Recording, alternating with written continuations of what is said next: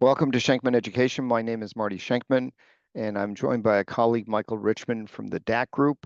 And we're going to talk about a really important business topic, which is positioning your company for sale in uncertain times. And just from a very broad perspective, if you're doing estate planning, if you're doing planning for potential disability, succession planning, all these different things, one of the options that you may want to think about is, do we sell the company instead of transitioning it to employees, children, other heirs, some combination thereof, bringing in partners? What do you do? An option that should be evaluated is sale. And I'm going to let Michael do all the talking. Go for it, Mike. Well, thank you, Marty. And just to echo your point, many business owners are reaching an age where they have to make a decision about succession. And in many cases, children are not involved in the business. Some cases they are. In some cases, they're approached by potential buyers. And I think the key is to be prepared. Be prepared with your estate planning. And what I'll talk about is how to prepare your company. And you also need to be prepared with a good team of advisors that you're not caught scrambling. And I would say just one last thing is you don't want to sell when you don't have to, or when you're forced to. That's probably more accurate. Where I hate to bring it up, but the 4 Ds. If you have a death in the family, a divorce, a disability, or just a lack of desire, that's too late. And I think the key is good planning. Just to echo that point, one of the problems that we've seen with too many clients over too many decades is that nobody wants to deal with this issue. And so they put it off. But as Michael said, there's all these unknowns that we can't predict. And that's the worst time to be forced to sell a company.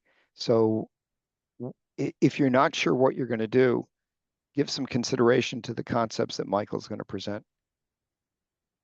Well, thank you, Marty. So the topic I'm going to talk about today briefly is how do you position your company for sale in times of economic uncertainty? And to put it simply, buyers don't like uncertainty. The key to a successful sale is giving a buyer confidence that a company's performance will continue. Valuations are based on future performance. And this is a mistake, Marty, that a lot of business owners make. They think if they had a good, several years of good historical performance, the buyer is just going to look back. A buyer is going to really look what's going to happen in the future. And, the big question is the current performance sustainable or not? For example, during COVID, some companies got an artificial boost from COVID orders. Tariffs, is resulting in pre-buying and overstocking to beat the imposition of tariffs. And then, buyers are thinking, wow, I just had a great year. My company will be valued off of that. But the truth of the matter is, companies have to reduce the uncertainty and give confidence to buyers that their performance in the future will continue and the company will continue to grow. And there's several things that they can do to give buyers confidence. One is diversify revenue streams.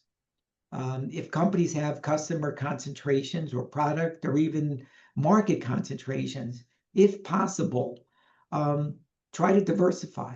Incentivize salespeople to bring in new customers rather than selling to the existing customer base. And also, and this is important, focus on recurring revenue rather than project-based businesses.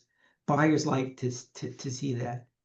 And finally, I would say show adaptability to changing market conditions.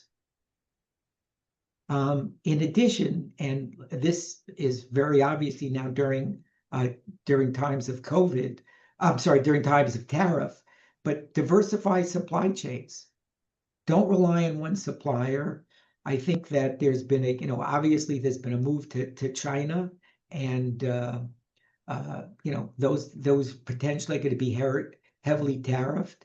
But even without tariffs, you've had cases where there's key factories have had fires, even with domestic companies. So it's important to not rely on one supplier.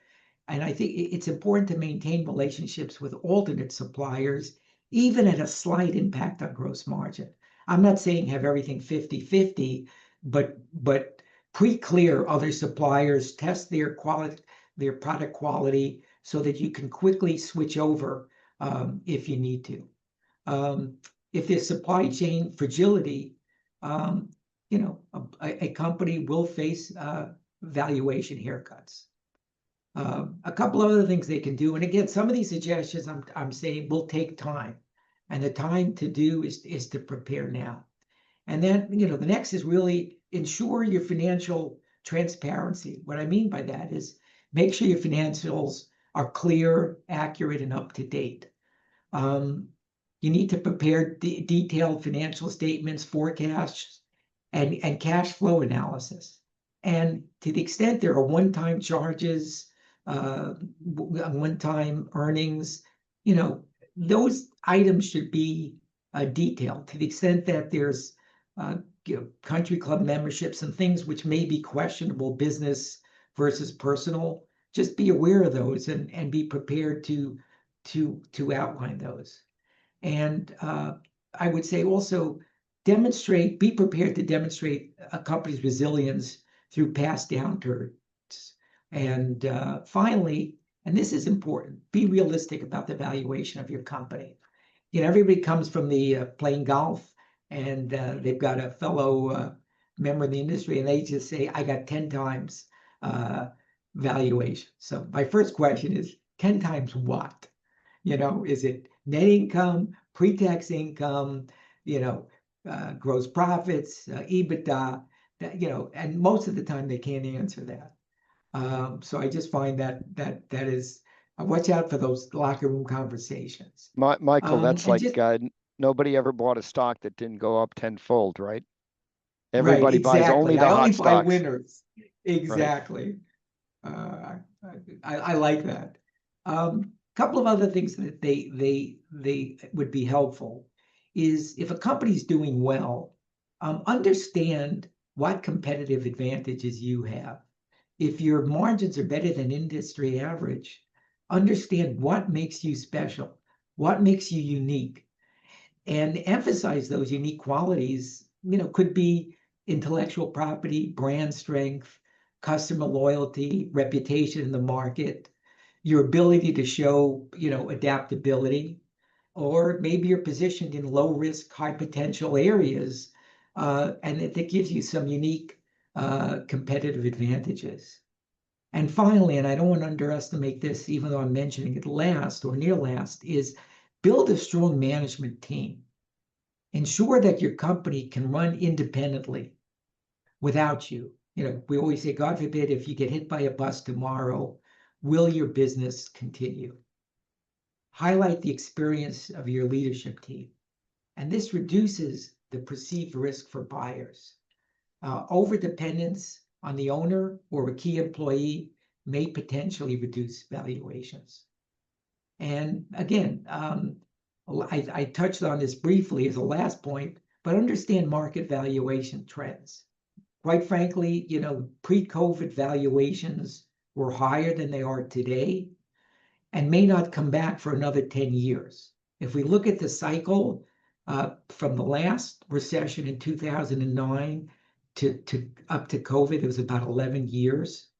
So it took 11 years from a trough to peak.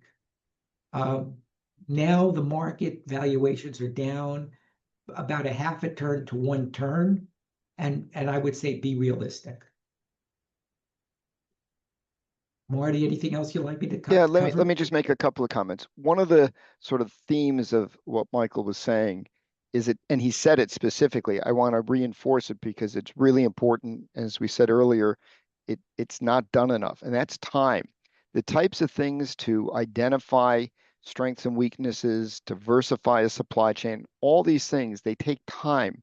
And too often people simply don't want to deal with this. None of us has a crystal ball to predict when, God forbid, we could become disabled or have a setback or any kind of issue like that. So this is really something you need to think about sooner rather than later. With estate planning, many people that own a closely held business or an interest in a closely held business, it's a huge proportion of their estate, and it's absolutely key to their retirement planning. It's key to the legacy they pass on to their heirs, whoever that may be, whether it's charity, children, other people. The key point is you got to plan ahead of time, and that's not done enough. And not related to this topic, but just to keep in mind, if you use buy-sell agreements, I similarly see people just not pay enough attention to them. They put them in place and they ignore them. You got to address this kind of planning in advance. Michael, you may have said it, but I just want to reemphasize, if you're looking as a even a possibility of a sale of your company rather than transition to kids, you may want to make sure that you have appropriate accountants doing an audit rather than, you know, a local or smaller firm that may not be able or willing to do an audit. You may want to start to address the financial statements, because if you can have audited financials for several years, that may enhance the comfort that a buyer has looking at numbers. And the final point, which is not today's topic, but just it's important. If you have, whether it's children or other designated heirs, even key employees, get an outside consultant to help you confirm and evaluate whether they really have the wherewithal to take over the business. A lot of people really kind of, and I don't mean it in a negative way, but have wishful thinking about a child in the business being able to take it over. And you don't want to find out when it's too late. You don't want to find out after you can't do anything, and now the child really doesn't want to be in the business or doesn't have the wherewithal. And sometimes you can transition the business with further planning by bringing in key employees and things like that, but you need to evaluate it.